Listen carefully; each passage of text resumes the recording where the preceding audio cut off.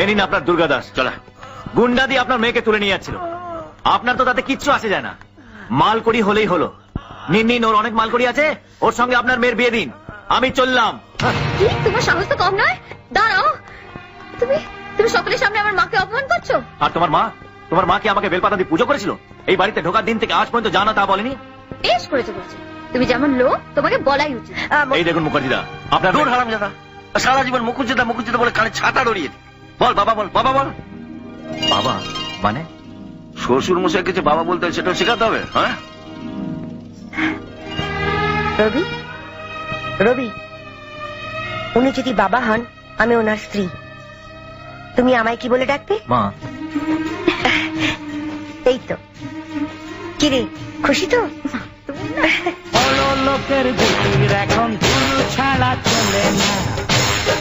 বুঝলি তো?